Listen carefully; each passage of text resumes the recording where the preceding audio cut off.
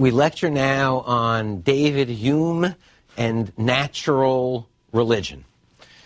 We've talked many times in discussing the 17th and 18th century about the growing belief and confidence in the culture that one could see through nature to nature's God, that one could learn about the wisdom and providence and designs of God through the study of nature. And the first half of the 18th century is marked by a dramatic growth in an optimistic natural philosophy and a belief that one could learn from nature a natural religion that would satisfy human knowledge and intellectual curiosity in an optimistic fashion about the human relationship to God. The foundation of 18th century optimistic natural philosophy and natural theology derived from two confident conclusions that were inherited from the intellectual revolution of the 17th century. First, the belief that the natural faculties, through the medium of nature, linked human beings to natural truth and to knowledge of God. We saw through nature to nature's authors and his designs, and knew with confidence that we lived in a wisely and lovingly designed nature. And two, the belief that nature and human beings interacted to the benefit of mankind through the providential designs of God. There are several assaults on such a belief, including the rise of evangelical Christianity in the 18th century that wants to de-emphasize learning about God through nature and re-emphasize Scripture. But the ascent of natural religion throughout the first half of the 18th century is a constant. Its profoundest critic is David Hume, the Scottish philosopher. And Hume's critique of natural religion is one of the most important and influential voices of the 18th century. Hume's most revealing and pointed work on natural religion and natural optimism, a work that was unpublished until his death, but widely known and discussed among his friends and widely discussed in the salons of Europe, was his Dialogues Concerning Natural Religion. In theory, because it was written as a dialogue among competing viewpoints, it committed David Hume to no particular point of view. It was a set of competing analyses of natural theology, and Hume, at the urging of his friends, gave it a relatively safe ending, a final chapter tacked on. His friends said it was necessary to preserve his reputation through the ages, that took back what, in fact, the work had established in the minds of its readers. In its pages, however, the voice of skeptical philosophy, whose name in the dialogues is Philo, was able to challenge the fundamental premise of natural religion, that by inference from the phenomena of nature, we were obliged to infer a cause that was analogous to a human mind, that looking at the order and benevolence of nature, we had to infer logically that the cause of that natural order and natural benevolence was God, intelligent, wise, omnipotent, and good. Understand that this analogy lies at the heart of the arguments for natural religion. One discovers an exquisitely written book, the Aeneid, and one faces two choices. Could the print have tumbled down by chance, creating such meaning and beauty and order, or don't we know that there was an intelligent author who designed this text? One comes across an exquisite machine with interrelated parts, magnificently designed in the clearing of a forest. And one knows one must infer a human mind, wise, designing, that created this machine. Well, by analogy, and with such power, looking at this universe, so designed, so adapted, function and form related, harmonious, orderly, by analogy to what we would have to infer about a human designer, we now must infer that the cause of this universe could only be a mind infinitely wise, infinitely loving, infinitely good, infinitely powerful. It is that argument that Philo, the voice of David Hume, addresses in the dialogues concerning natural religion. And he first seeks to show that the philosophical limits and weakness of an empirical natural theology have dramatic implications for any religion that claims to be based upon it. Such an argument, basing religion upon inference from experience, had four fatal general flaws. First, it left religion merely probable at best.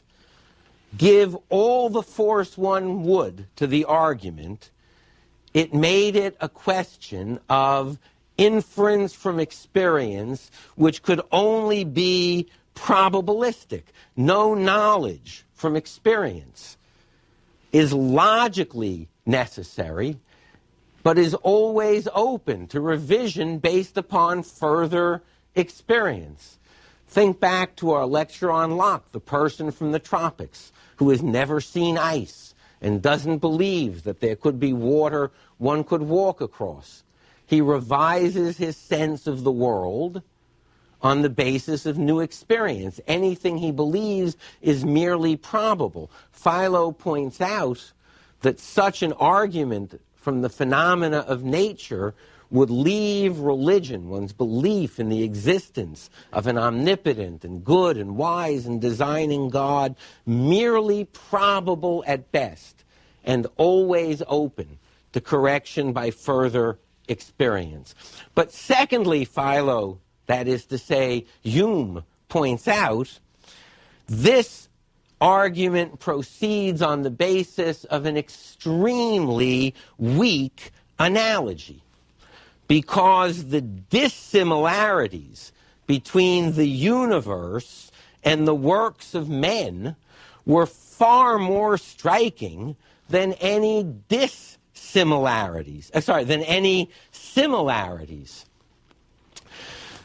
Supposing one had experience of the circulation of blood in animals, and now one sees a tree and sees it has sap. One's temptation might be to say, oh, there must be a beating heart inside that tree, circulating the sap. But in fact, there are far more dissimilarities than similarities between a tree and an animal.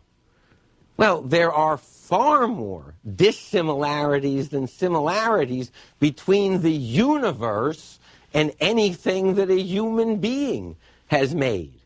And yet, natural religion asks us to infer a cause of the universe analogous to the cause of a work done by a man.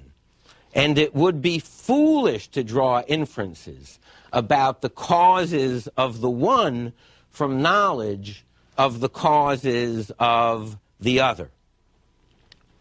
Third, the analogy was vitiated by the fact that the universe was the only one of its kind that we knew.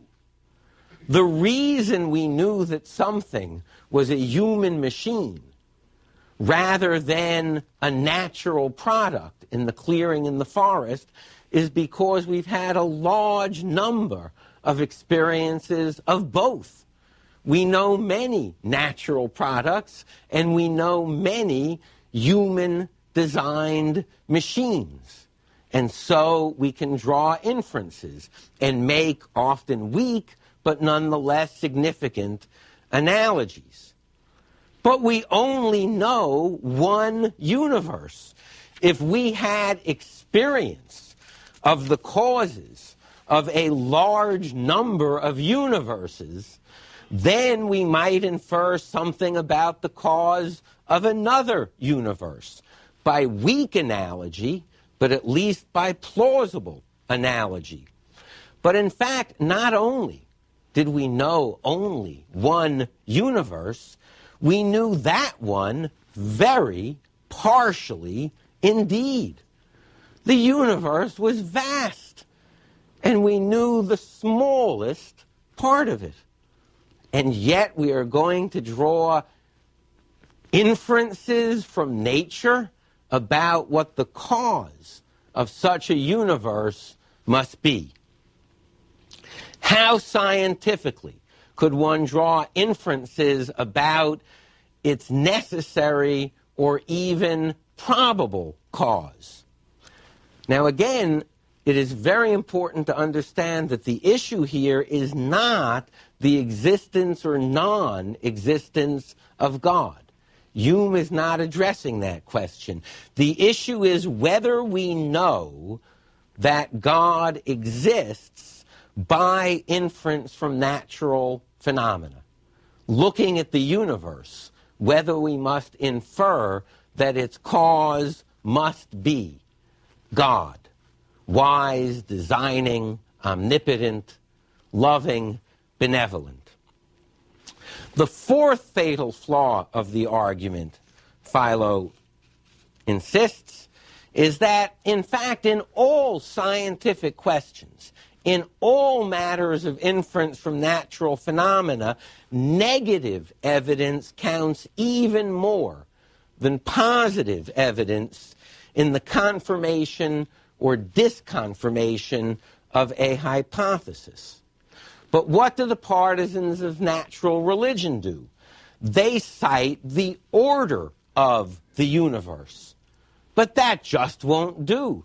That's not enough because there is evidence of disorder, and both require explanation of the cause that one assigns. If someone said, look at this room, this house could only have been designed by a master architect, but elsewhere everything in the house is falling down, the last inference you would make is a master architect. You would count the negative evidence even more than the positive. Well, look at the universe. Suns are extinguished. Things die and decompose. Children are stillborn. The evidence of, look at the miracle of birth, has to be counterpoised by, look at the tragedy of death during childbirth. You cannot count only negative, only positive evidence. The partisans of natural religion say, look at the system. We get rain and crops grow. And they don't look at the evidence of drought or flood. But if we are asked to infer a necessary cause of the universe from the evidence, we must look at all the evidence, and negative evidence counts even more. So what, in fact, convinces us that this universe, with its flaws, its defects, its imperfections, could not have arranged itself by chance without design? But as weak as the analogy is, Hume argues, let's address it. Let's grant the terms of the analogy and follow its principle that like causes must be inferred from like effects. Given how close the works of man and the universe are, we must infer a similar cause. Well, what, in fact, would we logically infer from the universe by such an analogy, that like effects prove like causes? Using that analogy, Philo argues, the evidence of the universe would conclude against all of the essential attributes of God. The cause of the world would not have the qualities of the God that natural religion seeks. For example, natural religion wants to say that God is infinite, but the universe has only finite effects. And so, by analogy, the cause of the universe should be finite. You see a finite work by a human being, you don't say, this play must have been written by an infinite author. It's very good. No, if the effect is finite, you infer a finite cause. Everything in the universe is finite. Why would we infer infinity? Why would we infer perfection? There are so many flaws in the world. So many things that go wrong, that don't work. So by analogy, this universe might be a botched and rejected work by some child deity that couldn't do it right, whose parents said, get rid of this one, it's a loser. And we find ourselves inhabiting it, living in the midst of the failure, from which we are supposed to infer the perfection of its cause. Further, we could not infer the unity of the cause of the universe, the unity of God, from this analogy, because of the diversity of effects in the world. From the size and diversity of the universe, if we make an analogy to human production, we would infer that many workers created the world. If we come across a building that has 15 different components involving remarkably different skills, arts, crafts, we know there's been a multiplicity of workers. If we're going to follow that analogy, there would be no unity of God. Further, there could be no incorporeality, no spirituality of God. In all of our experience, we have never seen a human work made by a mind without the interposition of a body, of material agencies, hands, feet. By analogy, then, the cause of the universe must have a body. Further, we would not infer the intelligence of the cause of the universe by means of this analogy, because the world is not, if one examines it, a machine requiring an intelligent designer. For example, the world is filled with growth and decay. That's not what a machine is all about. following the analogy, we would assume that the world resembles a vegetable much more than it does a watch or a knitting loom. So perhaps, Philo argues ironically, the cause of the universe is a supreme seed. Or indeed, much about the world appears to be living or animal. It resembles a living entity more than a machine. Should we infer as the cause of the universe a supreme egg? Hume, of course, is not arguing for these specific conclusions. What he is attempting to do is to discredit the entire natural theological enterprise. Further, if we followed the analogy, we would never infer supreme, let alone infinite wisdom, because human beings improve on the design of nature all the time. That's what we do in medicine, in our care of the young and the elderly. It's what we do in agriculture, in countless improvements and rearrangements of things. Well, if we can improve on the work, hence our medicine and our agriculture, the last thing we would infer from the work is infinite wisdom. Further, even in nature, change, in fact, is constant.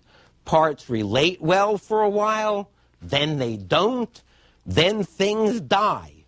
Is that like a machine made by a perfect and infinitely wise artisan? How infer a perfect creator from that?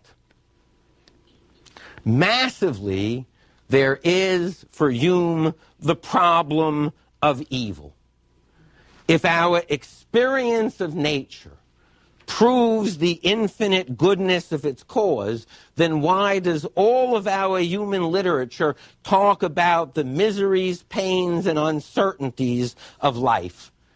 If a good and wise parent could save children from disease, earthquake, or plague, that parent would. If it didn't, we wouldn't call the parent good or wise. What does this do to the analogy? The partisans of natural religion cite the survival of the species as the greatest argument for divine design. But that is only partial evidence. We don't know if all species survive, which is unacceptable in science. Negative evidence would count more. Further, how do the species survive? They survive by a mutual war, by a kind of brute and blind force that involves the misery and death of countless individual beings. Is that what one would expect or predict of an infinitely perfect being? To know that the world is not what one would predict of an infinitely loving, omnipotent being, Hume writes, walk into any children's ward in a hospital and then talk about the need to infer an infinitely loving, infinitely powerful cause. Finite, imperfect human beings could improve upon nature if consulted.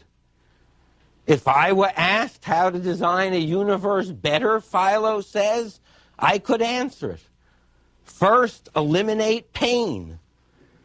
2, proceed by particular, not general law. Let the good live longer. Have the wicked die young. 3, expand the powers and faculties of human life. Make us wiser, deeper, smarter. Let us see better. And finally, correct the inaccurate workmanship that gives us catastrophic floods from rain and catastrophic drought from heat. Look, Philo says, there really are only 4 logical possibilities to be weighed in light of the evidence.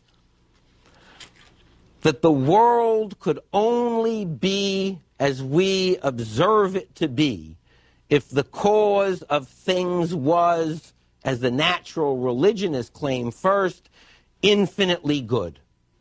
Or secondly, if the cause was infinitely evil.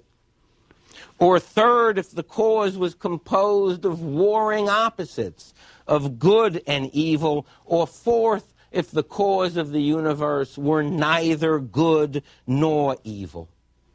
Perfect goodness in the cause is disproven by suffering, pain, and imperfection. Perfect malice is disproven by pleasure and well-being. Warring opposites is disproven by the uniformity of nature's general laws. This logically leaves only the last explanation, that the cause of the universe that we observe is indifferent to good or evil, and is neither good nor evil. These arguments of Hume's dialogues are both powerful and consistent with Hume's earlier published philosophical writings, chapters of which on these themes had tarnished his reputation in certain influential circles. Taken with these earlier writings, the conclusions and implications of the dialogues leave little room not only for natural religion, but for Christianity as well. In his essay concerning human understanding, Hume wrote on miracles, with dramatic implications for the sorts of proofs of Christianity that Locke had urged. By miracle, we mean a violation of the experience and laws of nature. But our knowledge is of the experience and laws of nature. That's all our knowledge is. So, if someone argues that something has occurred that we must understand as a violation of the laws of nature and hence miraculous, I would have to weigh 2 possibilities. Which would be more miraculous?